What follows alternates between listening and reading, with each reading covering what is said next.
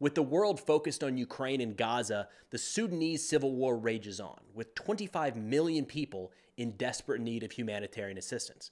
So Sudan's civil war, now entering its 9th month, is continuing unabated as the two warring factions, the Paramilitary Rapid Support Forces, or RSF, and the Sudanese Armed Forces, SAF, continue to fight for control of the country.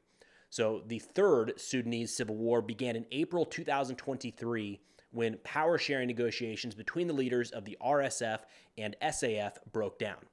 Both factions had come to power after kind of working together to stage the 2019 coup that ended the nearly 3-decade-long rule of Omar al-Bashir. The former allies, RSF and SAF, formed a military junta in 2021, deposing the transitional government aimed at establishing democracy in Sudan. And although the two parties had initially agreed to share control of the country, talks quickly broke down, resulting in what is now a brutal conflict. This past December 2023 saw a large number of victories and territorial gains for the RSF, leading to fears that they may take control over the entire country. The RSF forces now control most of the Khartoum capital region, as well as Jazeera State and the northern region of White Nile State. Earlier this month, in January 2024, the RSF said it was open to an immediate, unconditional ceasefire through talks with the SAF. They went on to sign a declaration with the Coordination of Civil Democratic Forces in Ethiopia. However, the SAF declined to sign the agreement, stating they did not trust the RSF, saying that the militia had broken multiple previous agreements. Since January 8th, just a little over a week ago, the SAF has been carrying out artillery and drone strikes against RSF positions in neighborhoods across Khartoum. The RSF has previously kind of dispersed forces throughout residential neighborhoods in the capital, and recently the SAF artillery killed at least 40 civilians in the southern part of the city in September, the largest known single-day death toll so far in this conflict. Now, there's nothing clean about what's going on here. The United States has accused both sides of committing war crimes. The RSF has previously been accused of genocide in the Darfur region, and more on that later. Yale University's Conflict Observatory found evidence of the targeted destruction of at least 26 communities by the RSF between April and July 2023.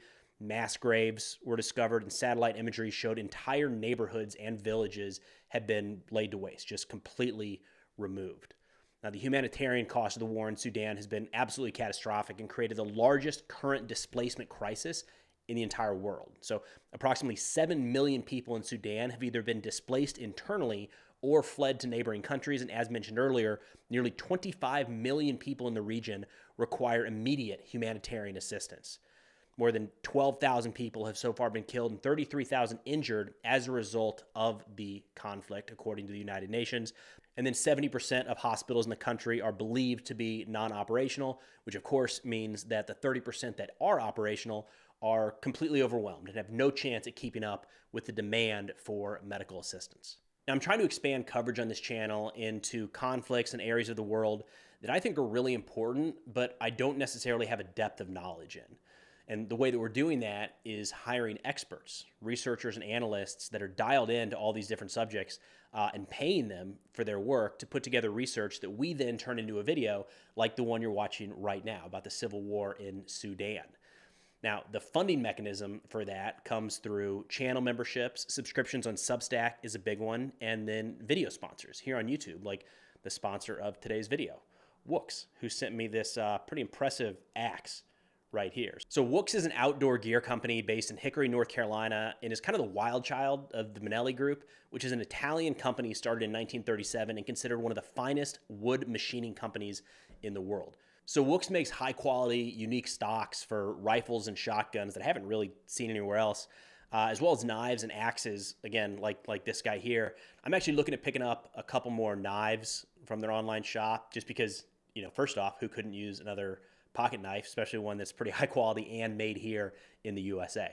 So follow the link in the description to see all that Wooks has to offer and use code PrestonStew10 for 10% off your order. Thank you to Wooks for sponsoring this video, and for any of you that head over to their site and make a purchase, thank you. It's support like that that goes directly into allowing me to hire more researchers and analysts to produce more and higher quality content going forward. So getting into a couple of key players here, the Sudanese military is led by Abdel Fattah al-Burhan, the chairman of the Transnational Sovereignty Council, who's considered to be the de facto ruler of the country. In October 2021, the civilian prime minister, Abdallah Hamdok, was placed under house arrest as Burhan, with the help of other factions, including the RSD, dissolved the transitional government and assumed power. Estimates on the strength of the SAF vary. It's a pretty wide range. I've seen everywhere from 100 all the way up to 200,000 soldiers. And then in terms of weaponry and inventory, it's a mix. Chinese, Russian, Iranian, Soviet era, as well as domestically produced weapons. Of course, small arms, vehicle-mounted, heavy machine guns, and then artillery, as well as fighter jets. And there have been some images recently showing RSF troops dragging captured components of Iranian-made drones used by the SAF, which has been a significant portion of the air war between these two entities. Now, the government of the SAF is based out of Port Sudan, which is also home to the United Nations mission and the country's only working airport. And then the SAF maintains total air supremacy over the country because they're the only side in this fight that has a functioning air force, really.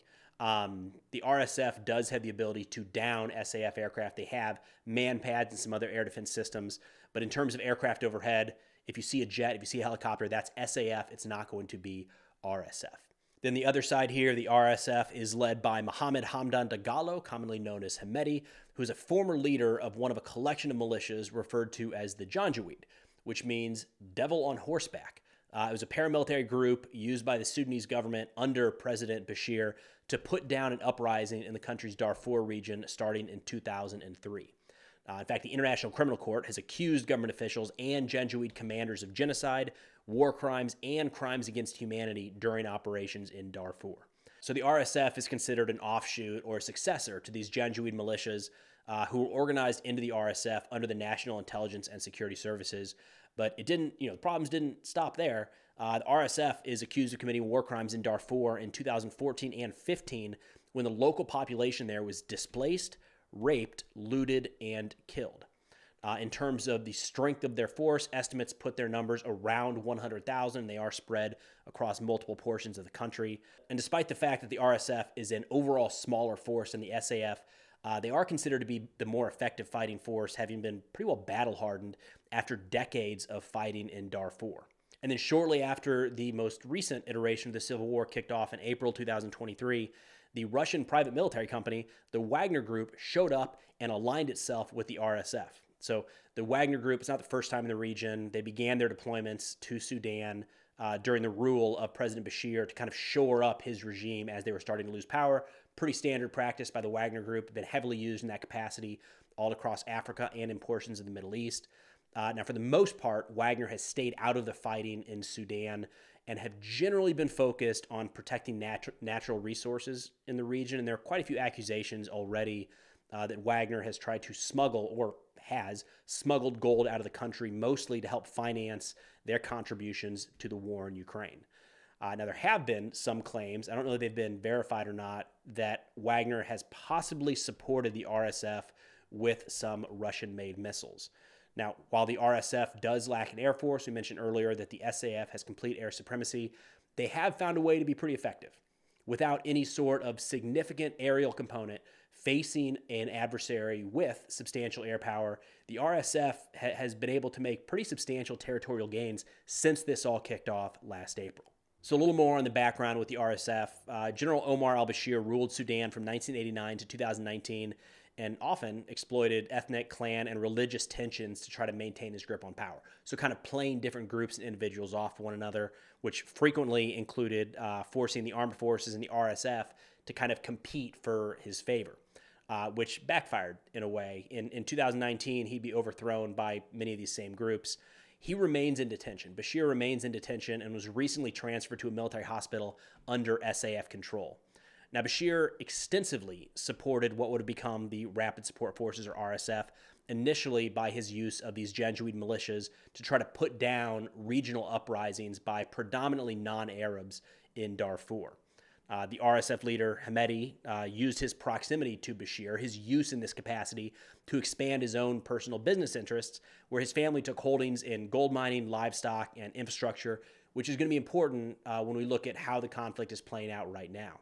Then by 2017, the RSF was largely keeping the SAF in check, essentially ensuring the protection of Bashir from any sort of coup or uprising from within his own military.